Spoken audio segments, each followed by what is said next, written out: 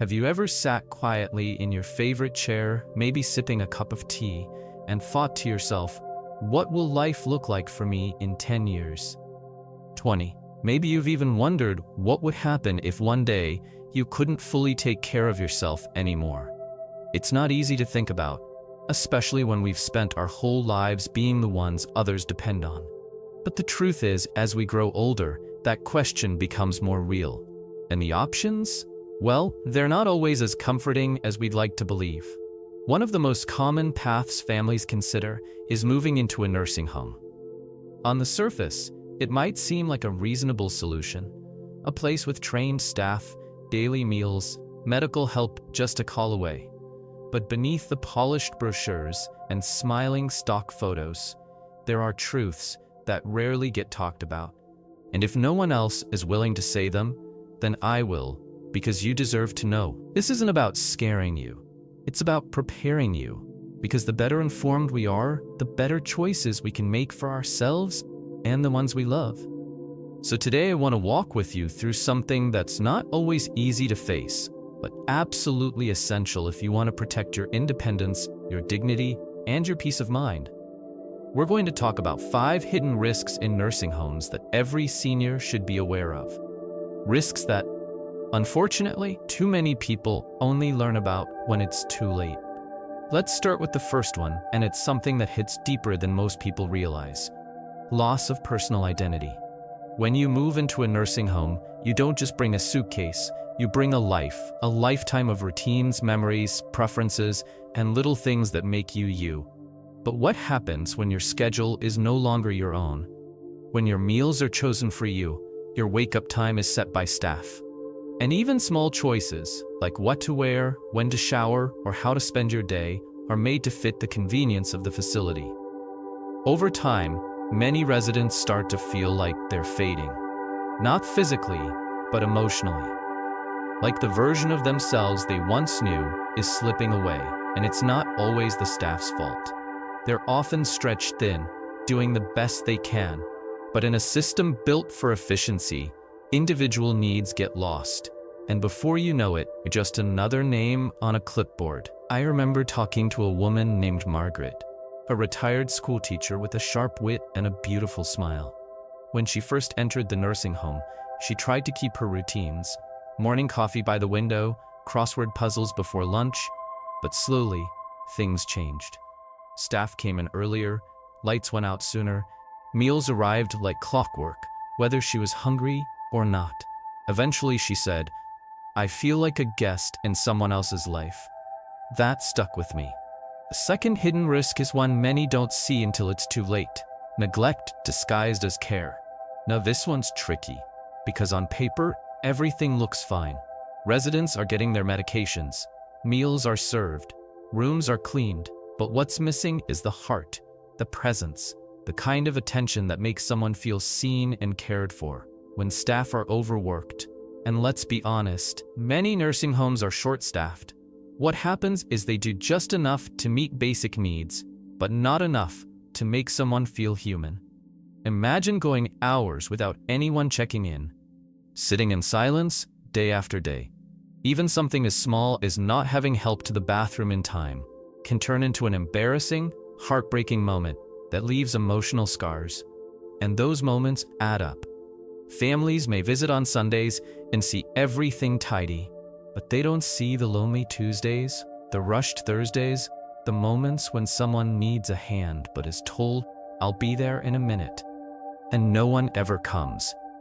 This is why it's so important not just to look at brochures or ratings, but to really ask the hard questions, to visit unannounced, to talk to the residents themselves.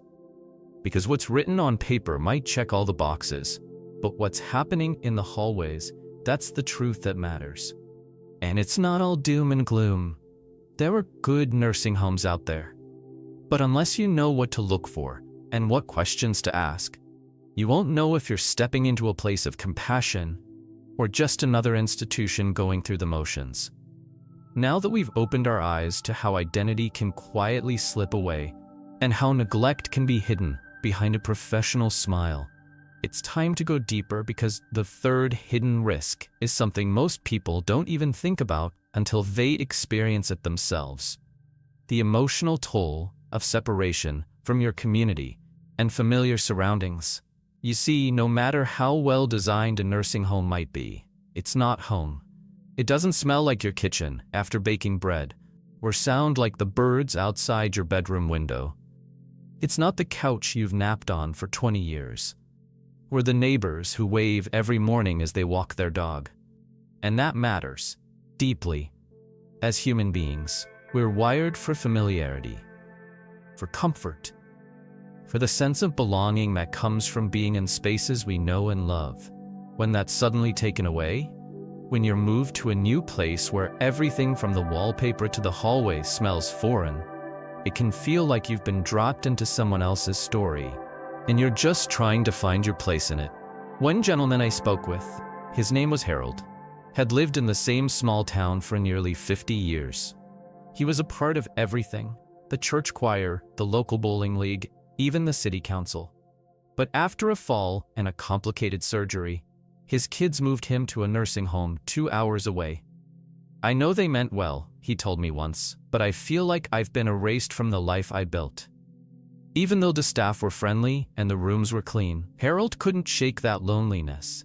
He missed bumping into people who remembered his stories. He missed the feeling of being known. And that kind of disconnection can quietly chip away at your spirit. Which brings us to the fourth hidden risk: the silent epidemic of depression and mental health decline among nursing home residents. This one's especially painful because it's so often misunderstood or misdiagnosed. When an older adult starts to withdraw, stop eating, or sleep more than usual, it's easy to say, well, that's just old age, but often it's not. It's sadness, it's isolation, it's the aching reality of feeling forgotten, or like life is simply passing time until the end. And the worst part, many nursing homes aren't equipped or don't prioritize the mental and emotional care that's so desperately needed. They'll hand out medications, sure, but who's sitting down to really listen? Who's taking time to ask, "How are you doing today?" And actually mean it. It's not about blaming the caregivers. Many of them are doing their best with limited resources, long shifts, and mountains of paperwork. But when emotional care is treated like an extra instead of a basic need, people suffer. And we're not talking about just feeling a little sad here and there. Studies show that depression in nursing homes is widespread and often goes unreported. Some residents stop participating in activities. Others stop speaking altogether. Some give up on physical therapy or medications simply because they don't see the point anymore. I remember one woman, her name was Dolores. She used to love painting, had a studio in her garage for over 3 decades, but in the nursing home, the paintbrushes were replaced with a TV remote and pre-scheduled group crafts. No one asked about her art. No one knew that this quiet woman had once created vibrant, beautiful canvases that filled her home.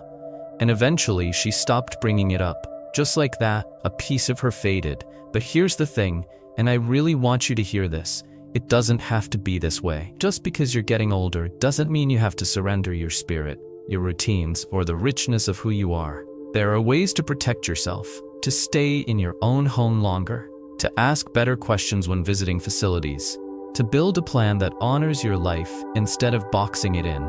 Because your life isn't just years and numbers. It's full of moments. It's the people you love, the passions you carry, and the memories that still make you laugh when no one's watching. And that brings us to something many people overlook when making long-term care decisions. Something that can cost far more than money if we're not careful. Because when we think about what really matters in the later chapters of life, it's not just safety or schedules, it's freedom. And that leads us straight into the fifth hidden risk: the quiet loss of independence and control over your own life.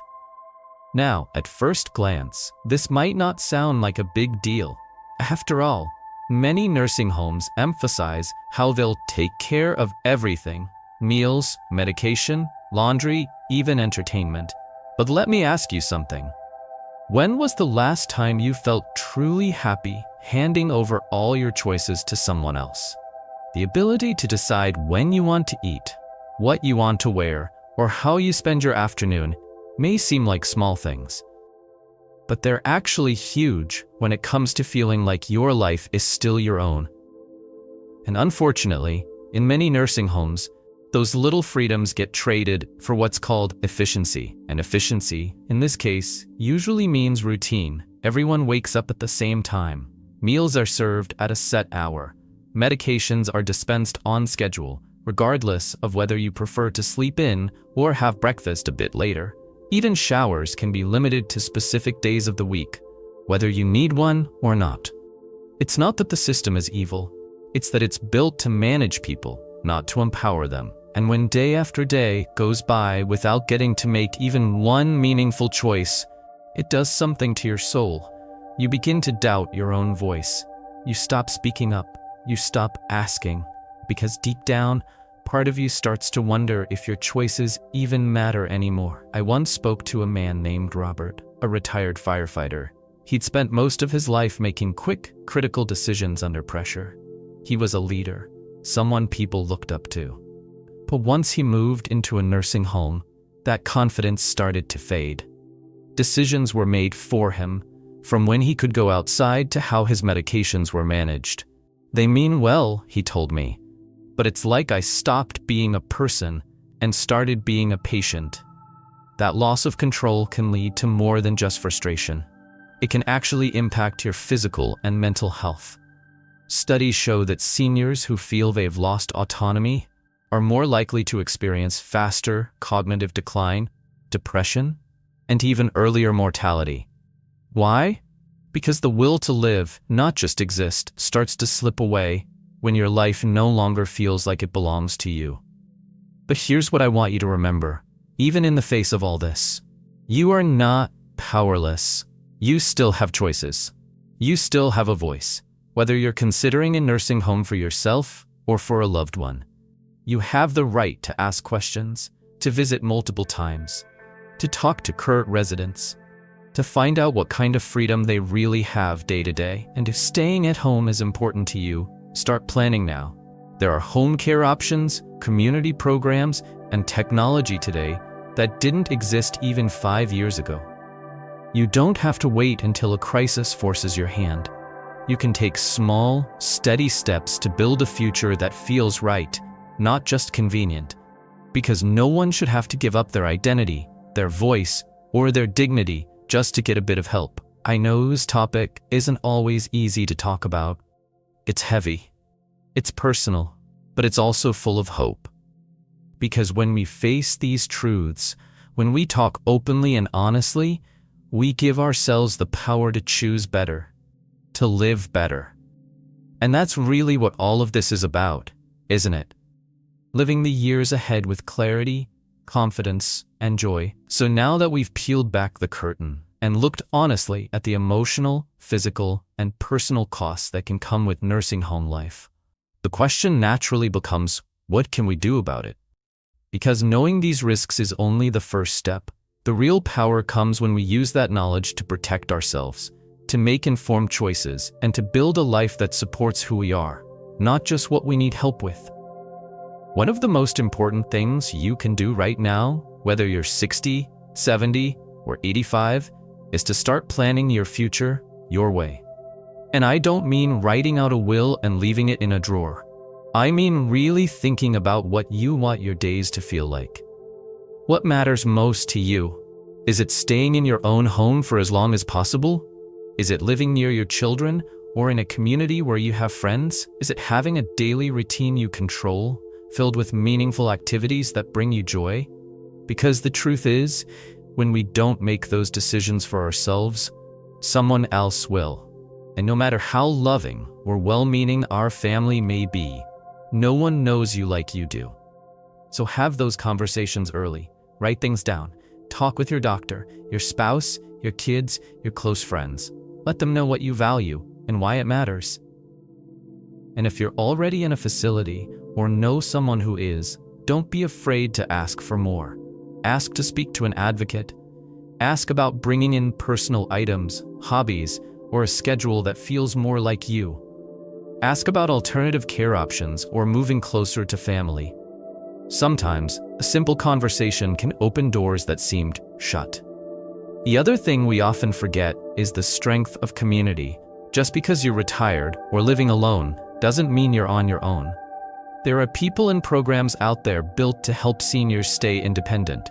Adult daycare centers, meal delivery services, physical therapy at home, even senior co-housing communities where people support one another while still living freely. And let's not underestimate the power of technology. You can now connect with doctors, order groceries, and even have face-to-face video calls with friends or grandkids, all from the comfort of your favorite armchair. The world is changing fast, and that's not just for the younger generation. You can adapt, you can thrive, but more than anything, what I want you to walk away with today is this. Your age does not define your future. You are still the author of your own story. Yes, we've talked about some hard truths. And yes, nursing homes can be a lifeline in certain situations. There are times when round-the-clock care really is the safest and most loving option. But even then, you deserve to be seen, to be heard, to be treated as a whole person, not just a room number or a diagnosis. If nothing else, let this video be a reminder that your voice matters. Your experiences matter. You don't have to settle for less than dignity, connection, and joy. Not at this stage of life, not ever. Take a deep breath. Think about what you truly want from the years ahead. And then take one small step today to move in that direction. Maybe that means calling a friend and having a real conversation about your hopes. Maybe it's researching in-home care options. Or maybe it's just writing down your values and sharing them with your family. Whatever that step is, take it, because your life is still yours. And the more you claim it, fully and fearlessly, the richer, more beautiful, and more you it becomes. If this conversation stirred something in you, I'd love to hear about it. Leave a comment and share your thoughts or your story. Have you faced these challenges yourself? Do you have a parent or loved one in a nursing home? What would you want others to know? And if you found this video helpful, go ahead and tap that like button. It helps others find this kind of content too.